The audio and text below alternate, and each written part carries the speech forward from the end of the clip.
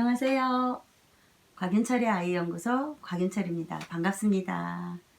네, 오늘은 수면에 관한 얘기를 좀 해보려고 그래요. 수면은 엄마들에게 정말 너무나 어려운 과제입니다.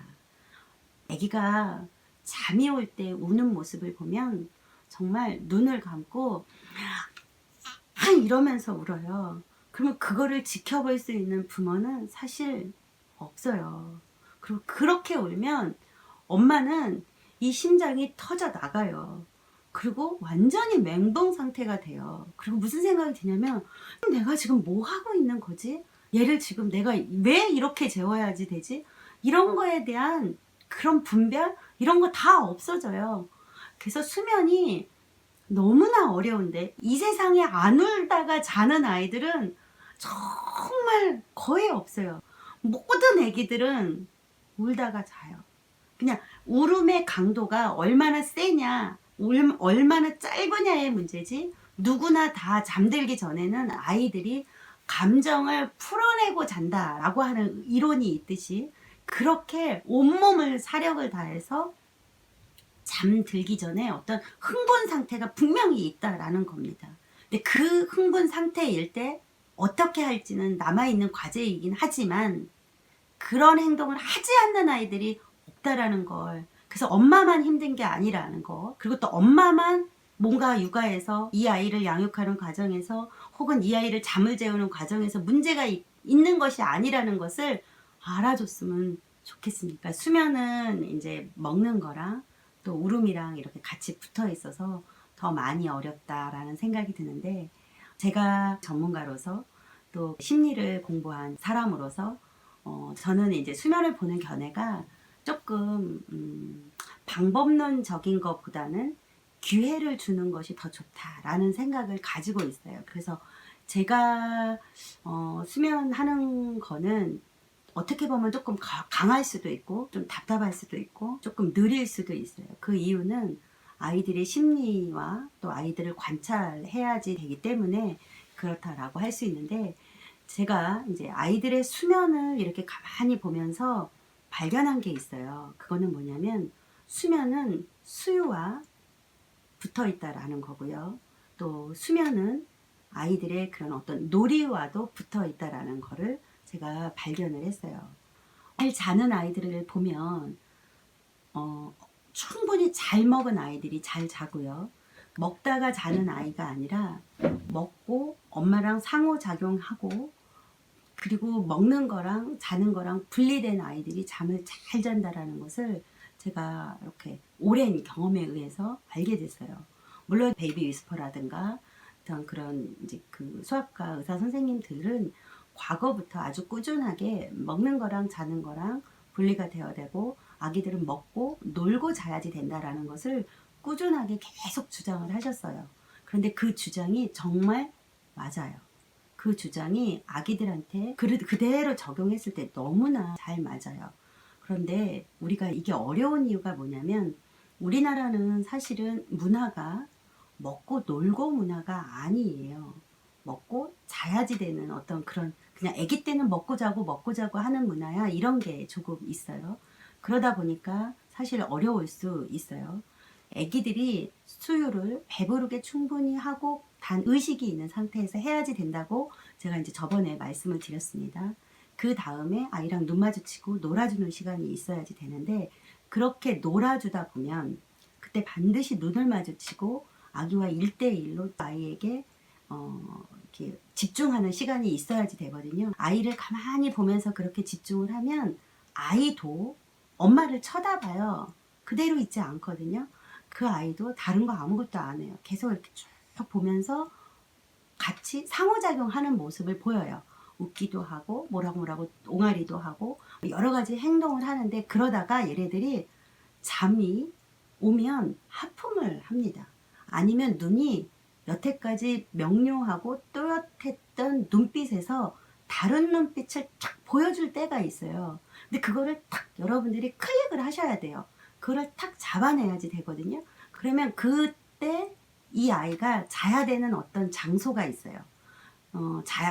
원래 자야지 되는 장소로 얘를 데리고 가야지 되는 이유에 대해서 또 시간이 되면 말씀을 드리겠는데, 아이가 원래 자는 그 장소를 애를 데리고 가서 거기서 가만히 있으면서 동적인 놀이가 아니라 약간 정적인 놀이를 아기랑 하는 거예요. 말소리를 더 부드럽게 하셔야 돼요. 그 전에 이제 막 젖을 먹고 나면 죽복이 잘 먹었어 막 이랬다, 그런 잠이 오는 것 같은 느낌이 딱 들 때는 더 느리게 죽복이 놀았어, 잘 놀았어, 엄마 여기 있네, 뭐 이러면서 더 목소리도 더 낮고 부드러운 상태에서 그 아이에게 쫙 집중을 하면 아이가 크게 두 부류로 나눠지게 되겠죠. 잠투정을 하기 시작하는 아기가 있고, 아니면 뭐라고 그러다가 정말 꼼뻑꼼뻑 하다가 혼자 자는 애들도 있어요. 그런 애들이 분명히 있거든요. 그런데 많은 아이들은 그렇게 쉽게 자지 않아요. 거의 90% 아이들은 이제 잠이 오기 시작을 하면 몸이 흥분 상태가 됩니다.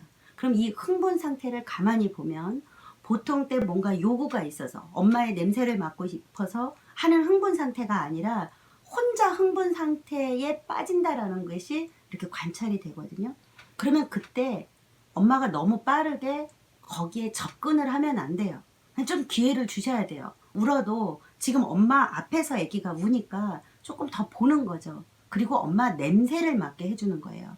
그 다음에 엄마의 이 호흡, 아기랑 엄마랑 가깝게 있으면 엄마의 숨소리가 아기가 느낄 수 있거든요. 그 숨소리를 들려주는 거예요. 그러면서 엄마가 아기에게 엄마의 몸으로 뭐를 주냐면 안전해, 엄마는 네 옆에 있어, 이거를 전달하는 건데, 이거는 안아주는 것보다도 굉장히 더 효과가 있어요. 그럼 아이가 그 울음의 그 강도가 있어요. 그러니까 제가 보통 1도, 2도, 3도 이렇게 운다라고 그러는데, 처음에 잘 모를 때는 3도 울음 뭐 이 정도 울면 안아주고 뭐 이렇게 해도 돼요. 그러면서 여러분들이 정확하게 알아야 되는 건 뭐냐면, 이거 잠이구나, 잠투정이구나, 이거예요. 그럼 그게 여러분들 안에 확신이 들 때까지는 여러분들이 수고하는 어떤 이제 시간이 필요합니다. 확신이 들면 그 아이가 스스로 잠을 잘 수 있도록, 등을 바닥에 대고 누워서 잘 수 있도록 기회를 주셔야지 돼요. 그 기회를 준다라는 거는 그 아이가 이 세상의 삶을 스스로 살아나가는 데 있어서 굉장한 경험이 돼요. 우리가 능력이 있어요. 그 아이 재워주는 거 어렵지 않아요. 그 아이 먹여주는 거 어렵지 않아요. 우리는 너무나 많은 능력이 있어서 그 아이가 원하는 모든 욕구를 다 해결해 줄 수 있어요. 그런데 그럼에도 불구하고, 능력이 있음에도 불구하고 해결해 주지 않아야지 되는 게 있는 거예요. 먹는 거, 자는 거, 울음, 대소변, 이 여러 가지가 있다고 그랬죠. 그 중에 먹는 거 반드시 부모가 도와줘야 되고요. 울음도 반드시 반응해야지 돼요. 그런데 잠은 내가 도와줄 수 없는 영역이라는 걸 여러분들이 생각을 하셔야 돼요. 잠은 부모의 영역이 아니라는 생각, 이거를 하기 시작한 지가 얼마 안 돼요. 우리 땐 다 데워줬어요. 우리 땐 다 업어재웠어요. 저도 우리 아이를 업어재웠어요. 제가 우리 아이를 800일을 7살까지 해서 재웠어요. 제가 팔이 너무너무 아파갖고 7살 땐가 엄마가 팔이 너무 아파서 이제는 800에 안 하면 안 돼? 엄마 그냥 자면 안 돼? 라고 했더니 애가 그날부터 그 800을 안 하고 자는 거예요.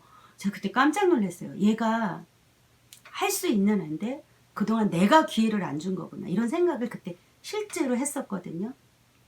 아이들을 재워보면, 아이들에게 기회를 주면 아이가 스스로 잘 수 있어요. 그런데 그 과정이 필요한 거예요.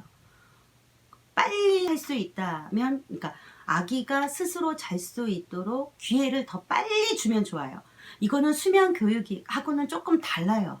그러니까 그 아이가 그렇게 할 수 있는 환경을 꾸준히 만들어주는 거죠. 젖을 물고 잠을 잤던 애들은 젖이 없으면 잠을 못 자거든요. 그러니까 처음부터 젖이 아닌 스스로 잘 수 있는 기회를 갓난아기 때부터 조금씩 만들어주는 거예요. 여러분들은 할 수 있습니다.